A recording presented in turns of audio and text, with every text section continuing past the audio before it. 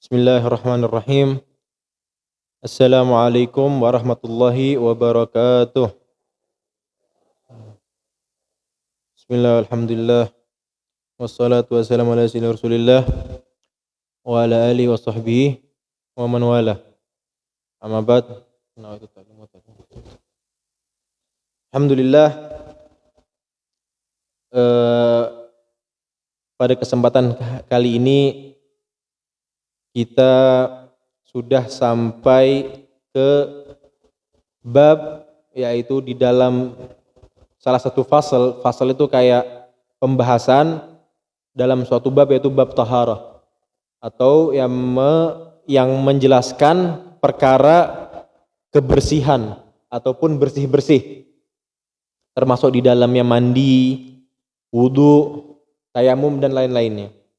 Alhamdulillah, ini kita sekarang sudah sampai pada faslun furudul wudu'i sittah, yang mana fasal ini, pembahasan ini adalah tentang wudu. Bismillah, kita baca. Furudul wudu'i sittatun. Al-furud, ya, itu jamak daripada kalimat fardin. Al-fardin lughatan an-nasibu wal lazim, sesuatu hal yang difaradkan atau yang diharuskan atau yang dilazimkan, juga bisa dikatakan yang diwajibkan. Al-fard itu bisa dikatakan yang diwajibkan. Ya. Yang mana sesuatu hal yang wajib itu jika dilakukan maka kita akan mendapatkan pahala. Jika kita tinggalkan maka kita akan mendapatkan dosa. Itu adalah wajib. Ya. Adapun mandub itu kata lain daripada sunnah. Ya, kalau sunnah itu jika kita lakukan kita mendapatkan pahala, jika kita tinggalkan maka kita tidak akan mendapatkan apa-apa. Itu dia al-mandub ataupun sunnah. Selanjutnya al-muharramun. Ya, muharramu, hal yang diharamkan, haram. Ya. Jadi dalam hukum agama itu memiliki 7 hukum. Ya, dalam agama ini, dalam syariat memiliki 7 hukum. Yang pertama adalah fard yang tadi kita jelaskan, yaitu, dan yang kedua adalah sunnah. Ya, lalu yang ketiga ini adalah muharramun ataupun haram. Apa itu haram? Haram itu sesuatu hal yang jika kita lakukan kita mendapatkan dosa, jika kita tinggalkan kita mendapatkan pahala. Kebalikannya daripada wajib. Ya. Lalu makruh. Makruh itu jika kita lakukan kita tidak mendapatkan apa-apa. Jika kita tinggalkan maka kita akan mendapatkan pahala. Ya, makruh itu kebalikan daripada sunnah. Ya, jika kita lakukan kita nggak dapat apa-apa, tapi jika kita tinggalkan kita dapat pahala. Itu dia makruh. Ya, lalu selanjutnya adalah mubah. Ya, mubah itu yaitu di tengah-tengah, dilakukan tidak mendapatkan apa-apa, tidak dilakukan juga tidak mendapatkan apa-apa. Jadi boleh tengah-tengah gitu. Asadisuha, yang keenam, sahih. Sahih itu bisa dikatakan juga betul atau benar. Ya, ini biasanya dalam hukum daripada ibadah. Ya, misalnya ibadah ini hukumnya sahih. Ya, benar atau betul. Ya, dalam sah. Bisa kita katakan sah. Ya. Kebalikannya adalah batil ataupun batal. Ini juga dalam ibadah. Ya, ada sah, ada batal. Itu sedikit daripada pembahasan daripada hukum dalam ilmu syariat. Ya, kembali lagi al-wudu. Ya. Lughatan ismu li ghuslil ba'd a'dha'i. Ya. Jadi wudu itu adalah nama lain, ya, nama dari li ghuslil ba'd ataupun yang untuk membasuh ba'dul a'dha, beberapa dari tubuh kita, a'dha kita, ya. Makhsusun, yang dikhususkan. Ya, jadi tidak semuanya. Ketika kita wudu itu tidak semuanya dibasuh, tapi hanya beberapa saja yang dibasuh. Ya, anggota-anggota yang dikhususkan. Nah, kata wudu itu diambil daripada kata wada'ah yang artinya adalah husnul jamal, ya. Husnul jamal itu artinya husun itu hasan itu daripada yang baik, ya. Al jamal itu adalah yang jamal itu indah, ya, indah. Jadi husnul jamal itu adalah kebaikan yang indah, hal yang baik yang indah. Jadi wudu itu diambil daripada kata itu, ya, karena sesungguhnya orang yang berwudu itu ya supaya apa? Memperindah, ya, memperbaiki diri kita dan juga memperindahnya. Maksudnya apa? Karena wudu ini adalah satu hal yang maknawi, zahir. Kita hanya bisa melihat daripada zahirnya. Tapi kalau misalnya kita melihat kepada batinnya, wudu itu adalah kunci daripada semua ibadah. Ibadah-ibadah yang wajib khususnya, ya. Kuncinya biasanya orang-orang ketika melakukan ibadah itu jika didahulukan dengan wudu maka pahalanya nambah. Bukan berarti harus diwajibkan, tidak diwajibkan. Ada beberapa ibadah yang wajib atas kita untuk melakukan berwudu lebih dahulu, ada yang tidak, tapi disunahkan. Bahkan kita disunahkan untuk melakukan wudu kapanpun itu yang bisa kita lakukan, ya. Kita ketika kita batal wudu hendaknya kita berwudu lagi, ya. Tamam. Jadi orang yang selalu menjaga wudunya, yang senantiasa daripada wudu itu memiliki fadilah-fadilah yang sangat besar, ya. Salah satunya adalah orang yang selalu menjaga wudunya, maka kelak nanti di hari kiamat anggota tubuhnya itu bercahaya. Karena apa? Karena atharnya, ya, daripada air wudu yang dia selalu lakukan, ya, bercahaya. Dan yang perlu kita ketahui bahwasanya wudu itu tidak hanya menghilangkan najis kecil, ya, hadas kecil. Wudu itu tidak hanya menghilangkan hadas kecil, tapi juga menghilangkan dosa-dosa kita, ya.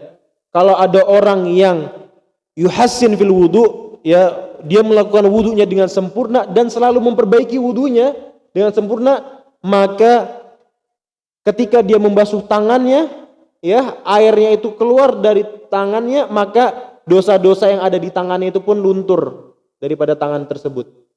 Ketika orang membasuh wajahnya, maka dosa-dosa yang ada di wajahnya itu semua luntur. Ya, semua pun ketika dia membasuh kepala, dia membasuh kaki dan telinga, ya, berkumur-kumur, ya, daripada sunnah-sunnahnya wudu, maka jika dia melakukannya dengan sempurna, ya, dengan niat yang bagus, dengan memperbaikinya, menyempurnakannya, maka semua dosa-dosa yang ada dalam tubuhnya itu akan ikut turun, ikut jatuh, ya. Itu adalah makna batinnya daripada wudu. Baik.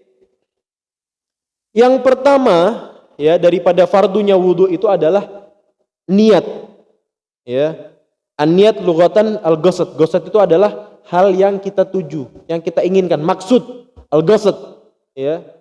Jadi kalau misalnya kita ingin maksudnya apa itu niat, kita meniatkan sesuatu, maksudnya kita memaksudkan ini. Saya niat wudu, jadi saya memaksudkan diri saya untuk berwudu, itu adalah niat, ya. Syar'an qasdu syai'in muqtarinan bil fi'li, ya, meniatkan sesuatu ataupun memaksudkan sesuatu yang disertai dengan fi'ilnya atau amalnya. Saya niat wudu, maka ketika saya niat, saya sertai juga dengan mengamalkannya, ya. Mengamalkan amalan tersebut, ya, melakukan fi'il tersebut, perbuatan tersebut. Kita lakukan dengan perbuatan, ya. Saya niat sholat, maka saya sertai dengan sholat itu dengan apa namanya? Melakukan sholat tersebut, ya. Wa amal hukmaha, hukumnya niat itu fal wujubu ghaliban. Dalam mazhab kita Syafi'i, hukum niat itu biasanya itu wajib. Ya, kebanyakan niat itu hukumnya wajib dalam mazhab kita Syafi'i. Ya. Wal mahalluha al-qalb. Jadi tempatnya niat itu di mana? Tempatnya niat itu di dalam hati. Itu tempatnya niat dalam hati kita. Ya. Wa zamanuha, dan waktunya, kapan waktu kita untuk niat? Awalu ibadati illa saum. Ya, di setiap permulaannya sesuatu ibadah kecuali puasa. Kita niat wudu, ya. Apa sih hal yang diwajibkan dalam wudu itu? Yaitu membasuh wajah terlebih dahulu, ya. Hukumnya fard. Maka ketika kita membasuh wajah kita sertai dengan niat, ya.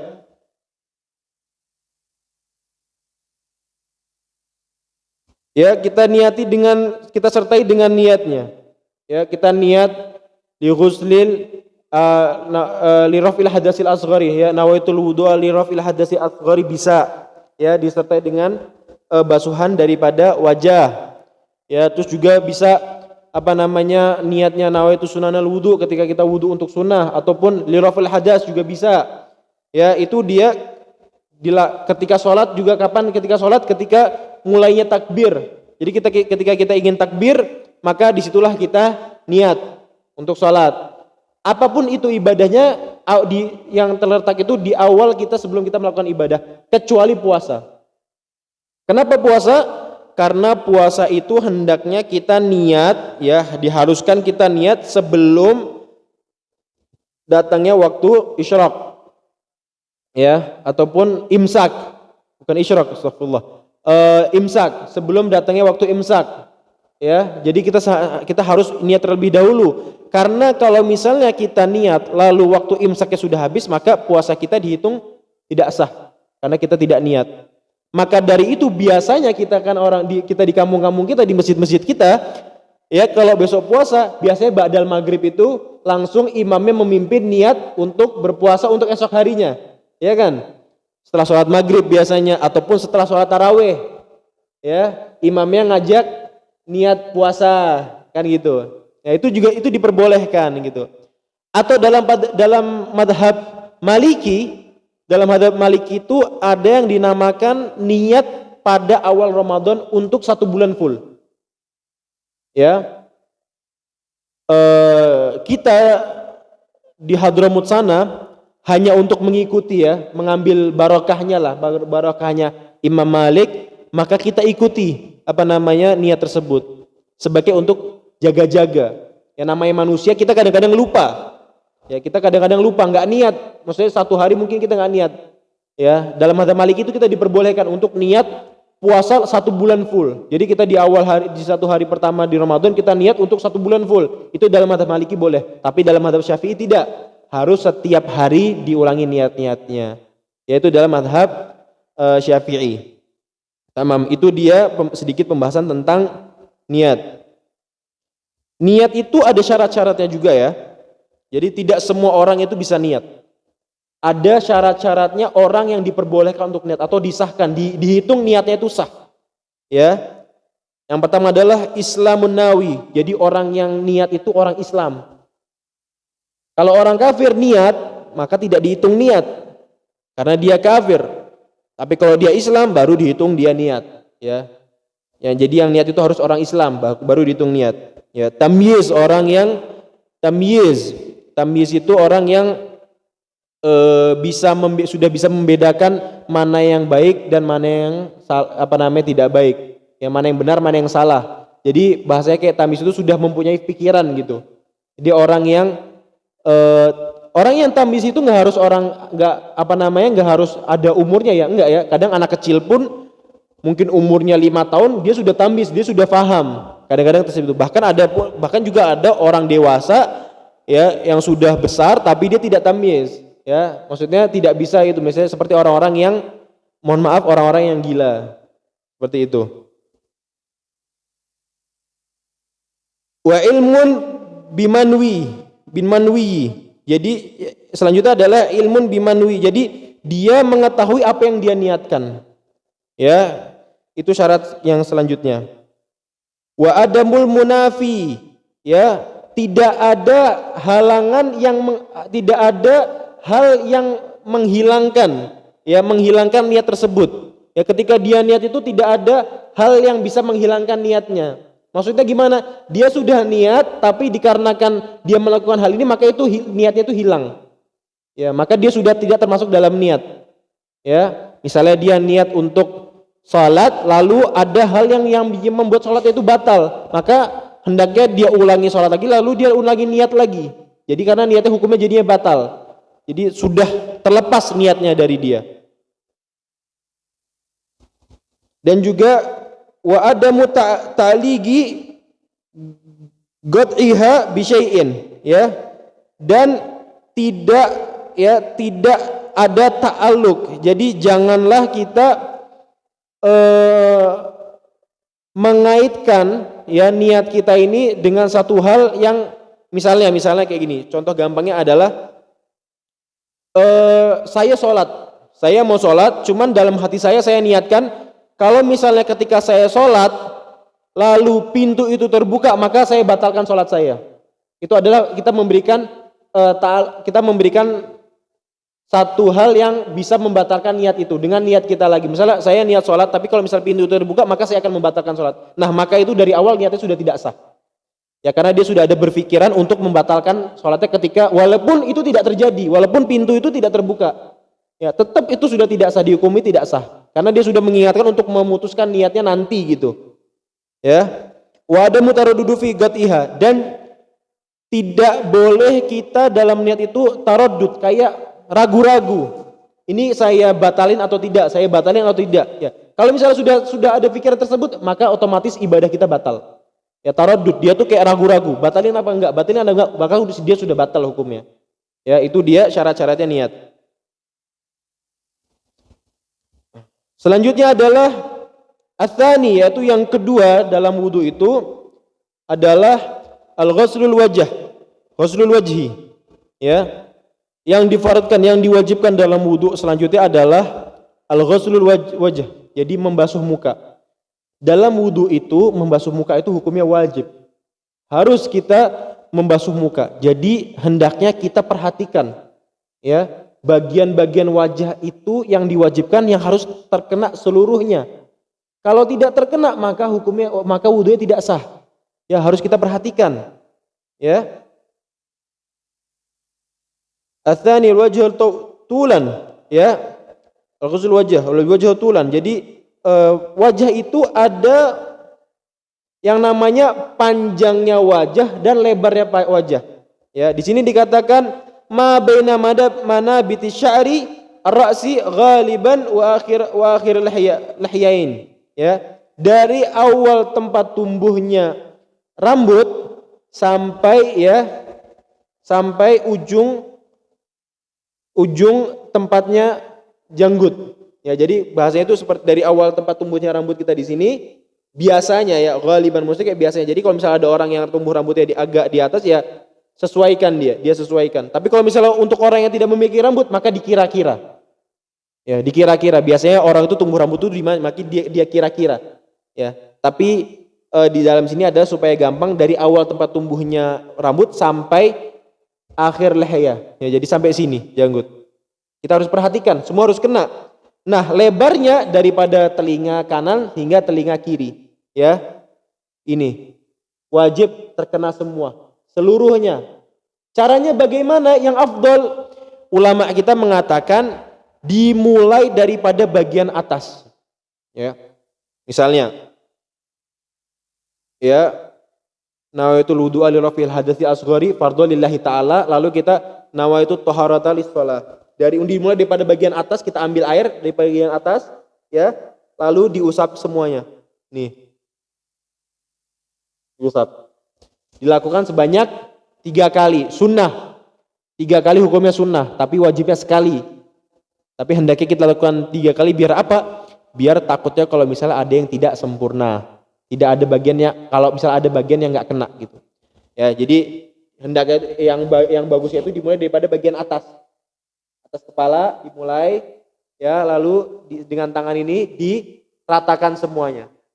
Ya, semua harus kena, walaupun yang ada di mata-mata ini harus kena semua ini. Ya.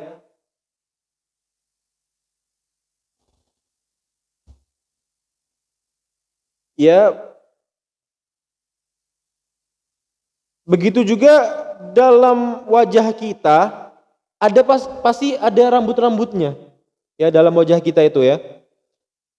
Kita ada yang namanya janggut, ada yang namanya kumis, ada yang namanya jambang, itu harus terkena wudhu juga semuanya. Khusus laki-laki ya. Misalnya laki-laki yang memiliki jambang ataupun perempuan juga mungkin ada yang memiliki, itu harus terkena semuanya. Ya. Jadi diwajibkan atas kita isolul mai ilal batni sya'ri khafifi wal kathifi. Jadi diwajibkan atas kita untuk menyampaikan air itu kepada bagian dalam ya rambut yang tipis. Misalnya kita punya kumis yang tipis, kita punya janggut yang tipis, maka hendaknya kita harus kita salurkan. Ini pokoknya ini air ini harus masuk. Ya gimana caranya? Ya kita usap itu sampai harus masuk. Seperti ini alis kita ini harus masuk semuanya. Ya. Kumis kita, ada yang jambang kita tipis, kita masukkan. Janggut kita tipis, maka kita hendaknya kita giniin. Biar masuk. Ya. Beda cerita sama orang yang memiliki janggut yang katif atau janggut yang tebal. Misal janggutnya tebal, dia punya brewok ataupun jenggotnya tebal. Ya, maka yakfi cukup atas dia untuk hanya membasuh dohirnya saja, luarnya saja. Itu yakfi cukup. Tapi kalau misalnya mau dia sampaikan ke dalam itu juga itu afdol, tidak apa-apa ya. Itu untuk orang yang mempunyai janggut yang tebal. Nah, bisa dikatakan tebal seperti apa? Dikatakan tebal itu jika orang berdiri di depan orang ini, maka dia tidak kelihatan kulit janggutnya.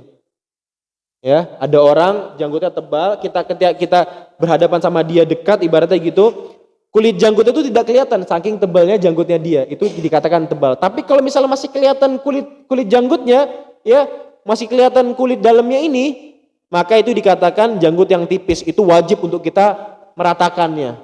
Ya, tapi kalau misalnya tebal sampai nggak kelihatan dalamnya, ya cukup yakfi dohirnya saja. Tamam.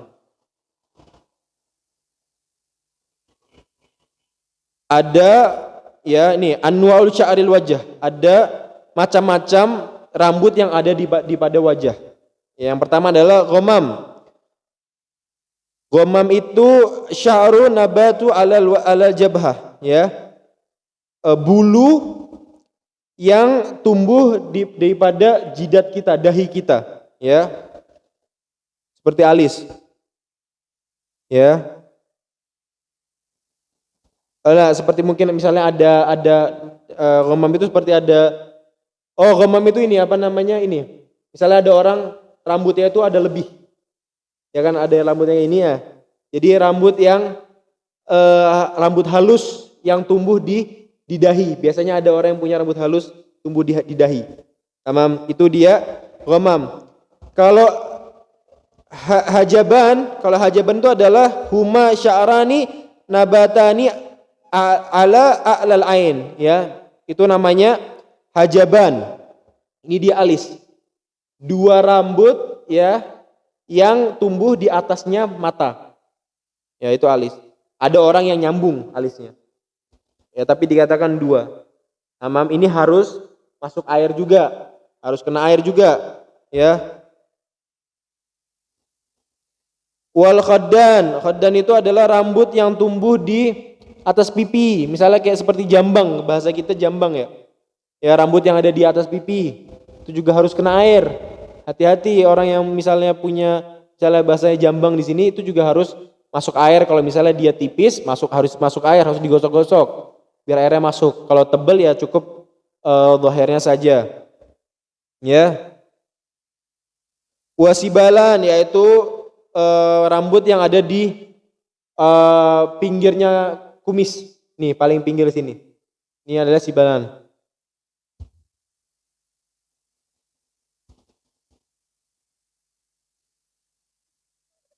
Wal aridhan itu adalah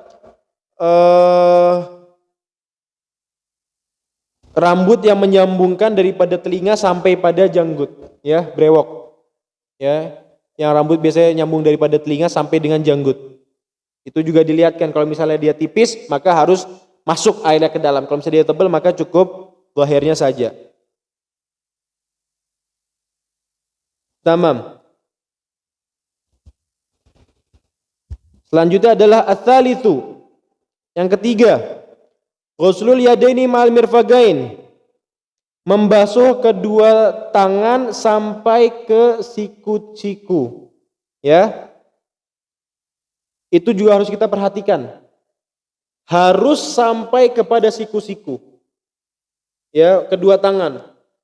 Caranya bagaimana?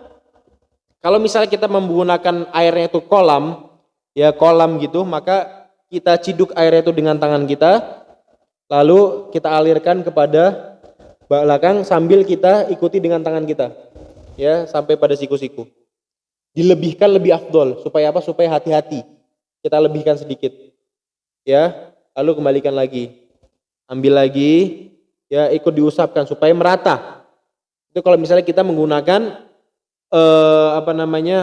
kolam, air itu di dalam kolam kita ngambil dari atas. Kalau misalnya kita pakai keran, kalau pakai keran biasanya lebih gampang itu daripada siku-siku ke bawah.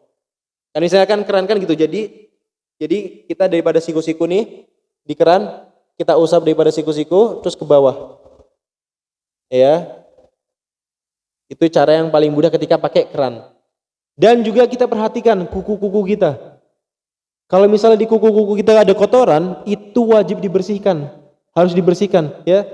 Dibersihkan kukunya. Ya. Kukunya dibersihkan. Jadi kotoran-kotoran yang ada di kuku-kuku itu harus diikutkan, takutnya itu adalah najis. Jadi kalau misalnya najis kita bawa dalam sholat itu hukumnya nggak sah. Ya, jadi ketika membasuh tangan itu hendaknya diperhatikan itu semua. Dan juga di sela-sela tangannya, sela-sela tangannya ini juga harus kena. Tamam.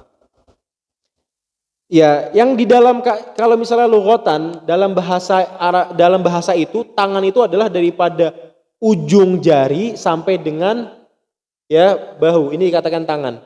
Itu dalam bahasa. Tapi kalau misalnya dalam syariat yang maksud daripada wudu ini, tangan itu cuma daripada ujung jari sampai dengan siku-siku ini yang disebut dengan tangan. Itu dalam syariat. Tamam.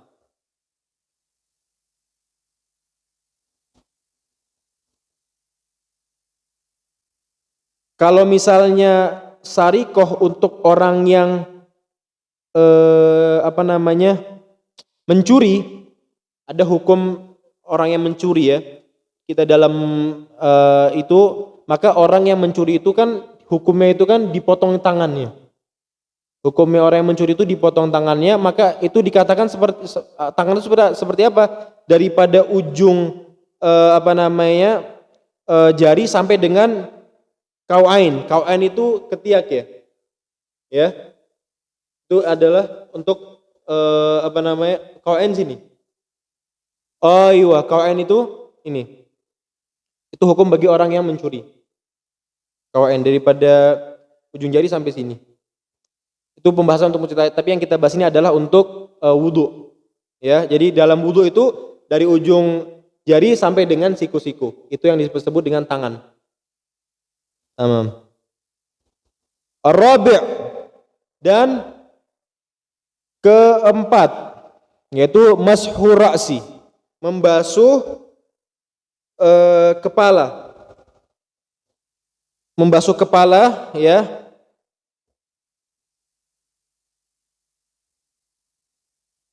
Ya, jadi yang dimasukkan daripada ra's itu adalah sebagian daripada kepala ya. Ya, rambut kita lah. Ya. Dan muradul bil mashi, maksudnya kayak maksud daripada membasuh kepala itu adalah ya wusulul balal, maksudnya kayak sampainya basah pada kepala kita. Paham?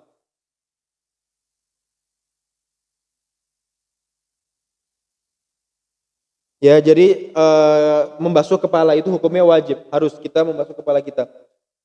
Cara yang afdol yang ulama kita mengajarkan adalah kita mengambil daripada semua mazhab. Dalam kitab Syafi'i itu cukup bagi kita untuk membasuh sebagian daripada kepala. Dalam mazhab Maliki itu untuk semuanya. Dalam mazhab Maliki itu wajib membasuh semua kepala. Itu dalam mazhab Maliki. Juga untuk Hanafi kalau tidak salah ya. Hanafi juga. Maka ulama kita mengajarkan supaya kita bertabarukan dengan mazhab-mazhab lain dan juga dibetulkan oleh mazhab kita. Jadi ketika kita ngambil air itu, kita basahkan tangan kita, lalu kita usapkan kepala kita. Nih, kedua jempolnya itu ditaruh di sebelah sini, lalu dibasuh kepala. Ya, belakang, sebalik lagi. Kalau misalnya orang rambutnya tebal, maka afdol gini, dibalikin lagi. Untuk orang yang rambutnya lebat. Kalau misalnya rambutnya tipis, maka sekali juga sudah cukup.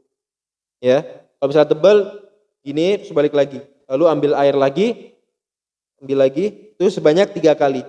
Itu afdol. Maka kalau misalnya kita melakukan ini, itu kita menutup semua 4 madhab. Ya, kita bisa dikatakan benar oleh 4 madhab. Subhanallah. Ya.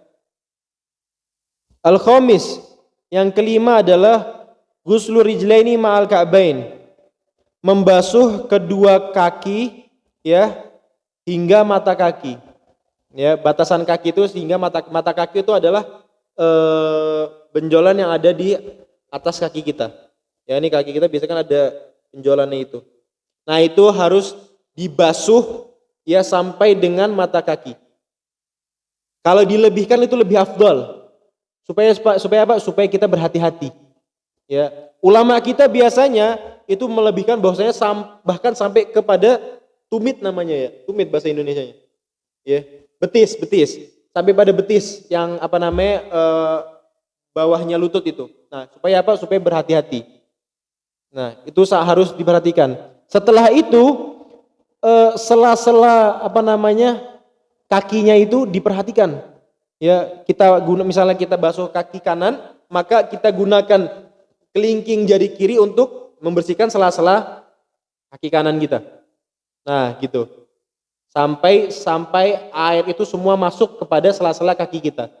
Begitu juga dengan yang kaki yang kiri. Ya, maka kita lakukan 3 kali ya. 3 kali dilakukan. 3 kali yang kanan dulu, baru 3 kali yang kiri. Ya, itu perlu diperhatikan dan juga pentingnya itu sampai dengan mata kaki atau dilebihkan. Jangan sampai kurang. Kalau misalnya kurang maka ditakutkan wudunya tidak sah. Ya. Wasadisu. Yang keenam adalah at-tartib. Kita wajib melakukan ini semua dengan tertib. Tertib itu apa? Tidak mendahulukan rukun yang pertama dengan rukun yang lain. Itulah adalah yang dikatakan dengan tertib. Jangan kita dahulukan.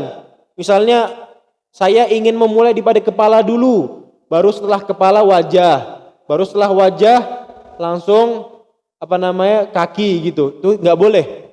Ya, harus dilakukan dengan tertib, dengan urut.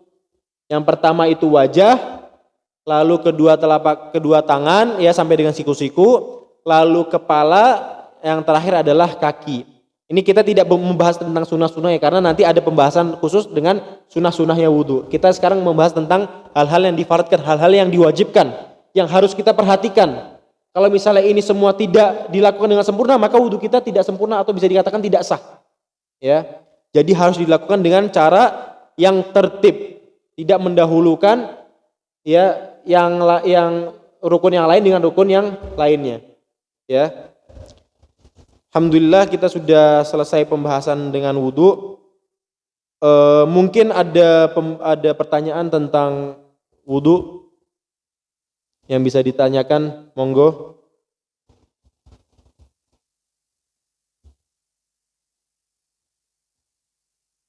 Kalau misalnya tidak ada, insya Allah di pertemuan yang akan datang kita akan lanjutkan membahas tentang sunnah-sunnahnya wudu.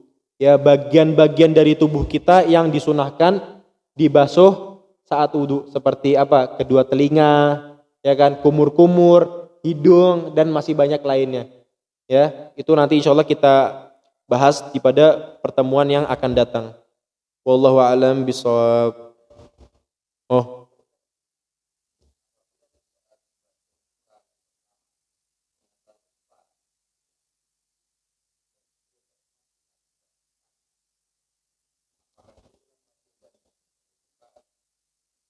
Ketika dia berwudu, pertanyaan ketika dia berwudu, lalu dia sudah sampai di pada basuh tangan, dia baru ingat bahwasanya dia tuh nggak niat, maka harus diulangi. Karena apa? Karena niat itu hukumnya wajib. Ya, kalau misalnya kita nggak lakukan, maka dianggap basuhan wajah itu tidak sah. Karena ibaratnya kan kita tadi harus lakukan dengan cara urut. Ya, maka kita harus urutkan. Jadi kita ulangi lagi dan kita basuh wajah lagi. Kita ulangi dari membasuh wajah, baru lanjutkan wudu seperti biasanya. Seperti itu. Mungkin ada yang ditanyakan lagi? Monggo. Ini kalau misalnya tidak ada yang tanya, ini biasanya ada dua makna. Yang pertama adalah insya Allah mudah-mudahan semuanya paham, ngerti dan hafal, ya. Nah, yang kedua, semuanya tidak paham, tidak ngerti, akhirnya daripada ribet lebih baik tidak usah tanya. Itu makna yang kedua. Jadi mudah-mudahan kita semua ada makna yang pertama, semuanya paham, ngerti dan hafal, insya Allah. Wallahu a'lam.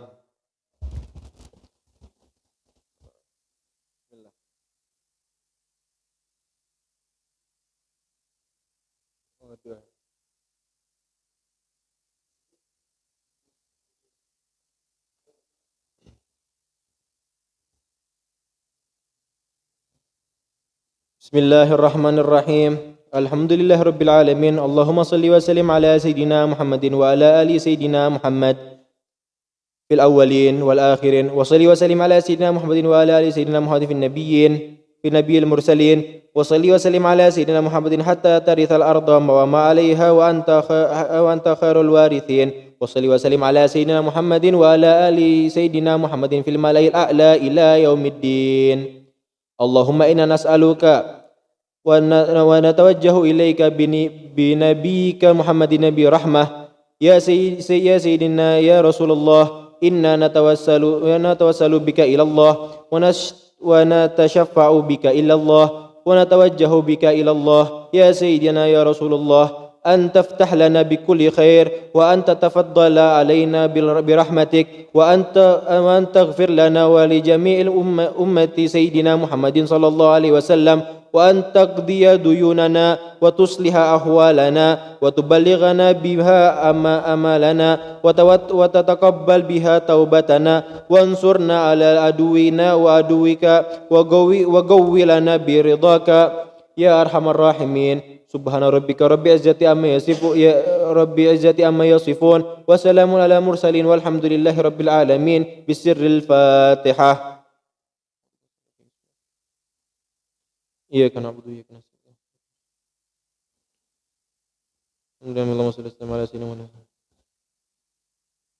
Subhanakallahumma wa bihamdika asyhadu an la ilaha illa anta astaghfiruka wa atubu ilaik. Alhamdulillahirabbil alamin. Allahumma shalli ala Muhammad